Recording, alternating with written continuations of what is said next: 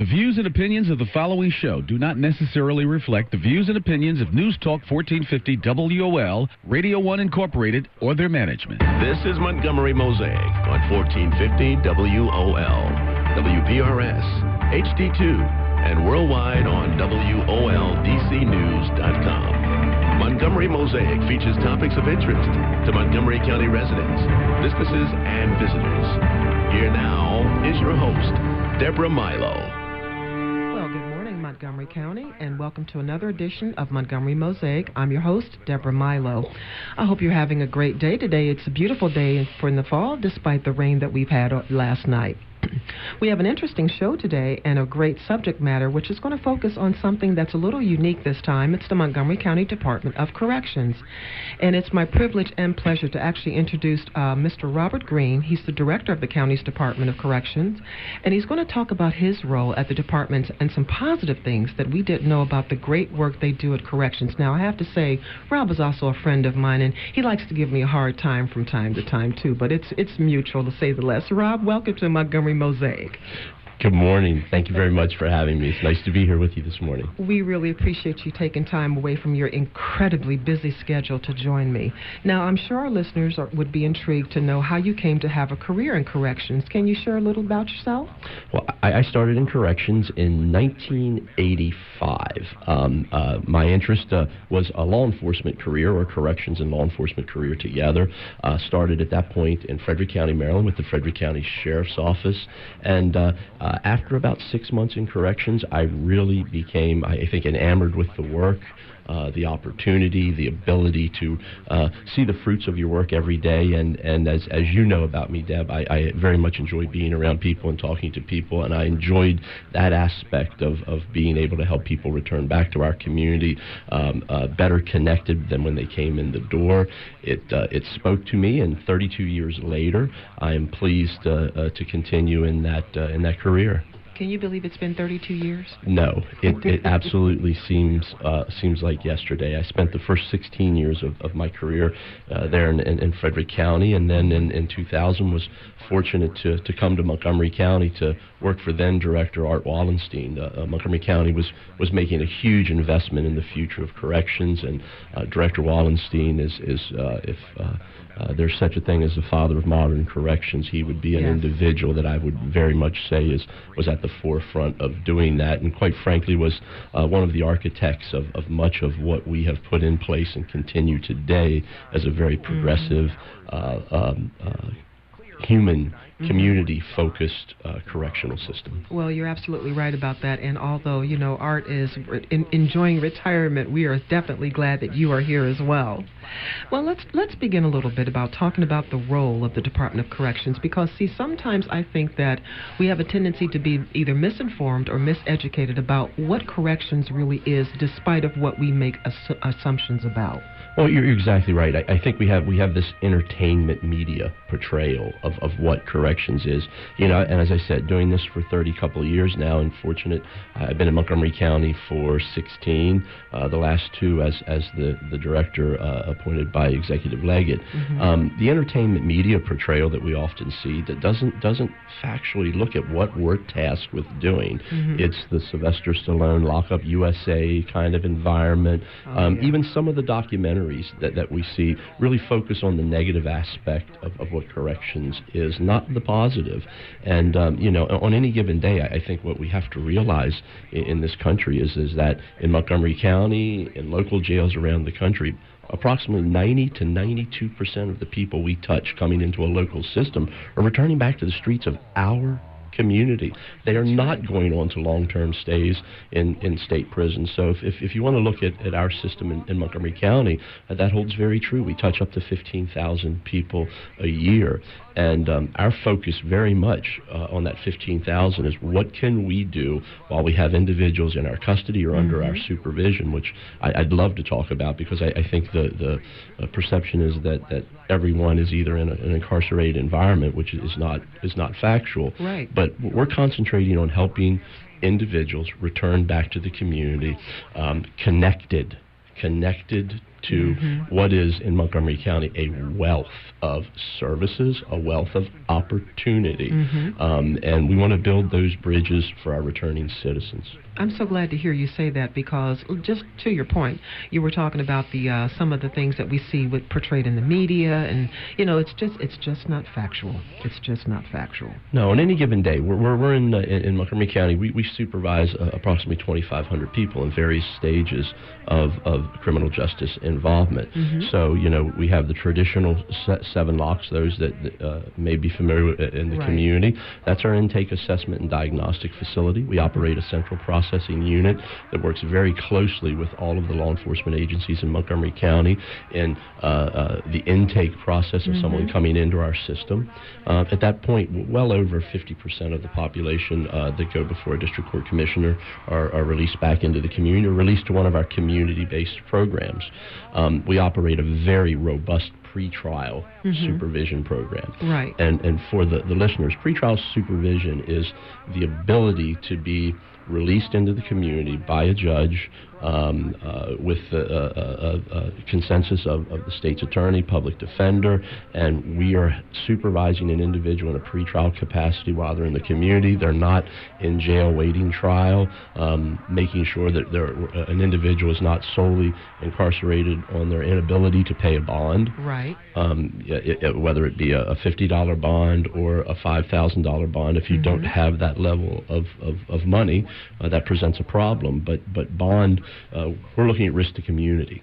That's right. So through validated risk assessments, individuals are placed into this program, and really what that program does is help people prepare for their court date, help to make sure that an individual has the services and perhaps is open to the treatment that is available to them when we're dealing with this vast substance abuse issue that we see affecting our communities all across the country. And see, that's so important to have all those in place, and it's just a critical part of our community. Hello again, listeners, and thank you for tuning into Montgomery Mosaic on Talk Radio 1450 WOL. I'm your host, Deborah Milo, and today I have the pleasure of talking to my friend, Rob Green, Director of the Montgomery County Department of Corrections, and I can say Rob because that's how we know each other. I can call Rob by his first name. Rob, I wanted to talk a little bit about what makes Montgomery County different with regard to programming, treatments, and change. You were touching on it a minute ago. Can you expound a little bit? Yeah, it's the programs, the focus that we have on our returning citizens. So I was talking about pretrial release programs, but in the same focus, we have many alternatives to incarceration. Our community release programs, work programs that judges have as sentencing alternatives, where we can provide goodwill, civic-natured work to our communities, beautification projects that help instill some level of civic virtue, giving back to the community and a connection with their community. We're focused on change and enlightenment of individuals. We're focused on creating these opportunities to address some of the issues that got them in the door. And those can be issues of substance abuse, mental health. You look at one of the major issues we struggle with, and many of our communities do, is the incarceration of those that are mentally ill. That's true. While our hospitals are at all-time high numbers, how do we deal with that and make sure that people with mental illness are treated with dignity and respect and have the opportunity to engage the services they need to help them? I'm glad you touched on the point about the mental health issues, because I'm curious. Again, here, we talk about what we read and what we see in the media, and I want to make sure that we can, address this in a way that's very holistic. Talk a little bit more in depth about how mental health issues are dealt with within the corrections system. For us in Montgomery County, mental health is the outcome inside of our facilities. It's the individual that we get that comes in the door, but we work very closely with Health and Human Services. I seek to build no mental health. You do. Yes. I seek to build no mental health program that you can only find in a jail-based incarcerated environment. We work very closely with our partners in Health and Human Services. And I think one of the questions you asked me that what makes us different, that I really see in my work around the country, is that level of collaboration. And it's not necessarily so much how much money you throw at a problem as to how well you fix it. We talked about that earlier. You're right. Absolutely. It's about how you can build collaborations and traditional services. So I don't create a mental health system inside the jail. We work hand in hand with Health and Human Services and bring the mental health services that already exist in our community into our facilities. It makes for a bridge to the community. Again, we don't want to create programs that you can only find in the incarcerated environment. It helps us connect individuals to the services that will be available to them upon release. And there's continuity built in to that model right off the bat, because you're dealing with the same people inside the jail system that you're going to be dealing with in the community. That's exactly right. Creates understanding, flow, and a bridge to that assistance. And I think that's one of the things that really makes us different. We do that not just in our mental health program. We do it in our substance abuse treatment. We have a substance abuse treatment facility inside the jail. That's right. Licensed clinical treatment. That's right. That's run by our Health and Human Services partners. That again creates the continuity to the programs that we also invest in our community to help people stay sober and maintain healthy living. That's so important. What are some of the other county departments and community partners you mentioned that Corrections collaborates with? Oh, wow. A host of them, right? A host, the depth sure. and breadth, HHS, all of our public safety partners, the state's attorney's office, public defender's office, the courts. I think one of the things that, again, and we might not see it, but it's very unique in how all of these entities have the person, the individual, and the best interest of the safety of our community as their mission and their focus, and how we can collaboratively work through either a drug court or a soon-to-be mental health court. Exactly. And bringing all of those pieces together. And that's the key, having the courts involved, having the jail environment involved, having Health and Human Services involved. And then, we get into this wealth of nonprofits that help support a program that we started in 2005 called Reentry for All. And going back to something I said earlier, that 92% are going back to the streets of our community. Now, we still consider ourselves absolutely a maximum security correctional system. Right. I don't want to be too Pollyannish in that we also have to operate a maximum security facility where we're dealing with tough cases, we're dealing with tough individuals, and that there will be people that will leave us and go on to very long-term prison stays. True. And would commit violence against our staff or against our community if given that opportunity. But we deal with this kind of almost in a bell curve. The front end, 20% of individuals very open to treatment and change in their lives, and perhaps based on this point in their life they want to fix this.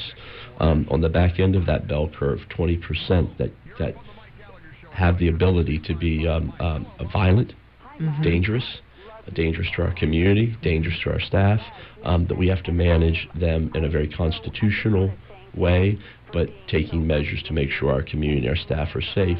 And then, kind of finishing up that bell curve is that 60% in the middle that, based on age, maturity, the ability to have an intervention, and having done this for 33 years, it's opportunity. It's opportunity presented to engage a program, to engage education, to engage workforce development. And these are not expensive programs. These are programs that we can offer in an incarcerated environment that looks like a classroom with people that have connection. And those success stories are the things that I don't think we hear enough about. We don't hear enough of and see enough about You're those right about that. success stories. So I think those are some of the focus points in Montgomery County that we're most proud of. That we believe makes the difference, looking at the recidivism rates in some of our programs, and really trying to be data driven, not just what we feel works for people, but to be data driven in that which helps people make a transition to a healthy and safe life in our community. Boy, I'm telling you, Rob, That's a lot, to say the least. You've got a huge responsibility, but you do it well. I hope you're enjoying this edition of Montgomery Mosaic with Deborah Milo, your host, and my friend Rob Green from the Department of Corrections on 1450 WOL. Now listen, folks, we'll be back in just a few moments, so stay tuned and don't go away. We'll be back in just a few moments, so stay tuned and don't go away. 1450 WOL. Good morning. This WOL traffic and weather report brought to you by Unbound. It's still very slow on 295 southbound from Eastern Avenue down toward the 11th Street Bridge. On the Southeast Southwest Freeway both ways between the 14th Street Bridge and the 11th Street Bridge is still very heavy and slow, passing the entrance to the 3rd Street Tunnel. Inbound Suitland Parkway, little volume left over from Alabama Avenue to South Capitol Street. New York Avenue inbound is still slow as you enter the district down toward Bladensburg Road and from Brentwood Parkway off and onto the 3rd Street Tunnel. What's the education of your children worth? There are children across the world who lack the privilege of going to school. Change the story for one child at unbound.org. Now your WOL weather forecast. For this afternoon, we could see off and on clouds, maybe a shower moving through again, a high near 59. Clear to partly cloudy overnight tonight down to 41 for low. Tomorrow sunny and a high near 61. Steve Hirschhorn for News Talk 1450 WOL, where information is power. Welcome back, County friends. This is Montgomery Mosaic on 1450 WOL. It's your host, Deborah Milo, and I thank you for tuning in today. I was having a discussion with the director of Montgomery County Department of Corrections, Mr. Robert Green, and we were talking earlier about some of the incentives and programs, rather, that are at DOCR that really do help people to make transitions in their lives to a more positive outcome in their lives. And so I'm going to shift a little bit, Rob. I want to talk a little about the types of careers available within DOCR, because sometimes I think that, again, misinformation, miseducation, you think that there's just one kind of job within the corrections environment, but that's not true.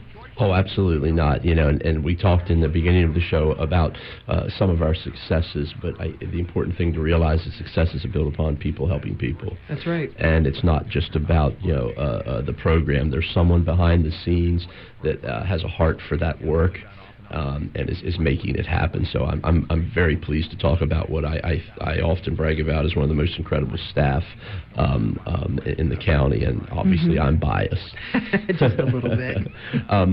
As you said, when you think of corrections and you look at entertainment media portrayal, you see the correctional officer, the individual. Of course, our correctional officers are an incredible group of individuals that provide the veil of security and the umbrella of security that makes sure that everything else we can do inside that facility is as positive and impactful as it can be.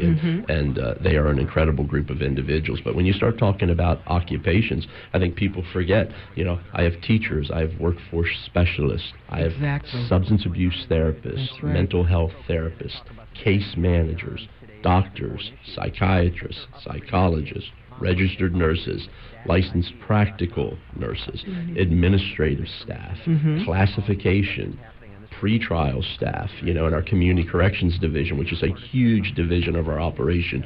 We spoke about earlier in the show, case managers that are managing, hundreds of cases in our community, very successful every day, resident supervisors, across our community corrections program, where we have 172 individuals that live in our facility and work every day in the community as part of Transition Home. All of those services, teachers, if I didn't speak about that, we have a wonderful relationship in our education system with Montgomery College under the direction of Dr. Pollard, who's just absolutely one of my favorite people. She's amazing to work with. Dr. Pollard was challenged. Her and I met through Leadership Montgomery, and she has brought a wealth of transitional educational services, workforce focused, to our system. system that are helping people move from our system back into the community and into successful jobs, successful careers, and successful lives. So all of those positions come together in a very people-oriented, people working with people business to help us make this change. And to that end, it's always very important for us to make sure that our community knows that these are occupations that are available to you. Yes. Montgomery County, we enjoy a wonderful county in which to work, a great deal of opportunity. And if any of our listeners are interested in, and maybe what had not hit them before is, an opportunity in corrections. Social workers. That's right, social workers. We brought social workers and therapists into this system. You have the opportunity to look at our system. We would love to have you look at our job openings on the Montgomery County webpage if those are things that interest you. But hopefully we've expounded that envelope a bit of what people traditionally see as a correctional-based employment. I hope so, too. And speaking of administrative staff, your wonderful executive aide, Sherry Thompson. I just have to say that. She's incredible, and the two of you make an amazing team. You really do. I am fortunate to have Sherry. She manages me well. Yes, she does. And makes sure that I am where I need to be. And, I'd like to say that about a lot of our system. Wonderful division chiefs, wonderful staff. And again, it's about working together, promoting the work that we do, and making sure that we're available and transparent to our community.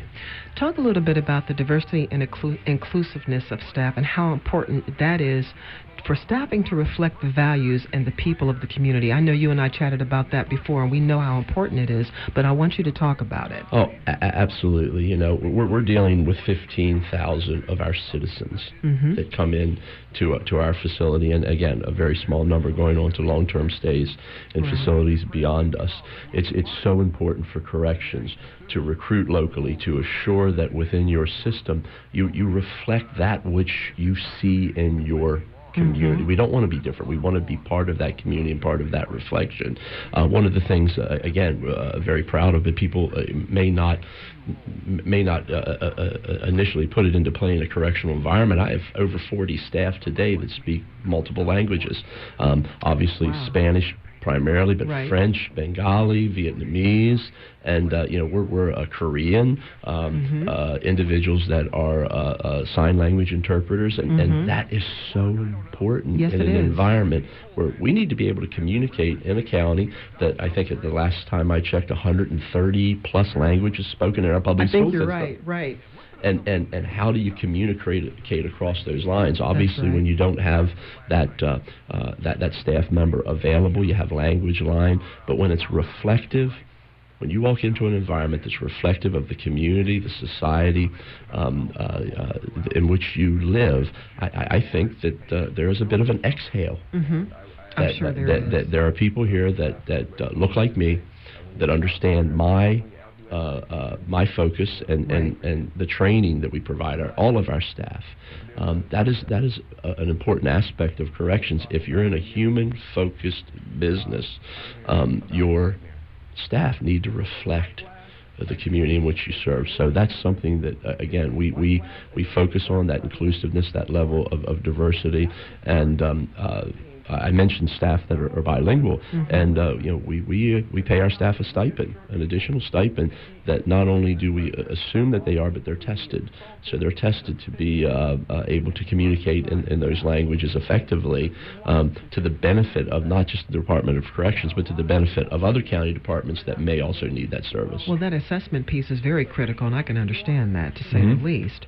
County friends, this is Montgomery Mosaic on Talk Radio 1450 WOL with your host, Deborah Milo. And my guest today is Director Robert Green with the Montgomery County Department of Corrections. Rob and I are having a great discussion talking about what many citizens don't know about the Department of Corrections and the work that goes on there. I know that we're back to the whole, entertainment media thing. There's always concern about safety. And when it comes to careers within corrections, especially for women, kind of touch on that a little bit.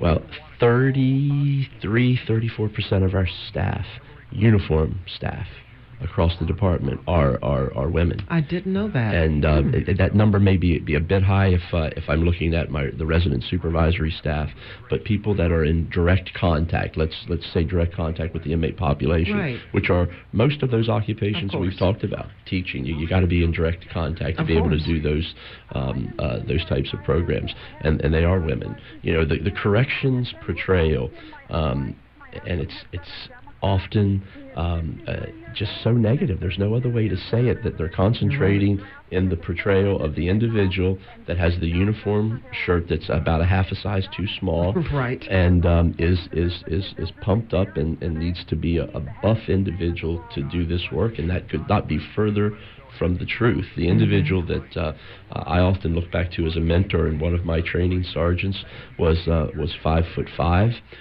She was a wonderful example to me of how to use the most important thing that I have, which is my mind. Yes. And treating people with dignity and respect. Right. That, you know, again, the portrayal that you walk into a housing unit and you come back every 20 minutes and check and make sure everything is okay. We don't even operate that way in our housing units. We're direct supervision. Our staff are there 24/7 with the inmate population. There is a custodial relationship that is obviously in play, but the relationship of treating people with dignity and respect. And we bring in a lot of visitors that come in and see what we do from all over the world, and but most recently hosted Leadership Montgomery. And I think I'd actually shared with the individual, I said, "What did you feel today?" And when she looked over at me and said, "I just felt like there was a lot of dignity and respect between the staff and the incarcerated population," that was a home run for me, because that's what we want to hear. A correctional environment does not have to be dirty. It does not have to be wrought with violence. It shouldn't be wrought with violence. It should be a place where people feel safe, and there are many measures we take to make sure that happens, but need to feel safe and need to feel that they are respected as individuals and are able to take care of the issues that got them there. In some cases, substance abuse, mental health issues, issues of learned behavior. And when you can operate a safe environment, everything else can flourish. But when that environment is not safe, when that environment, the jails, as again entertainment media portrays them, wrought with violence, you can't bring in the volunteer. You can't bring in the educator, because they're not going to feel safe. No, they're not. You can't artificially engineer that. And I'm so pleased on any given day we've got in excess of 350 volunteers. You're right about that. That help service the work that we do. That's not a reflection of additional labor coming in to help us do our work. The important reflection of the volunteers are this idea that we welcome you. We welcome you back to our community. We're here to help you in that journey back to our community, because you're coming home. That's right. Well, folks, Rob, you know what? This has been a great time today. Thanks so much for being our guest. Thanks again to Mr. Robert Green, Director of the Montgomery County Department of Corrections, for spending some time with us today. Listeners, as always, you know we couldn't do this without you. Thank you for tuning in and sharing your time.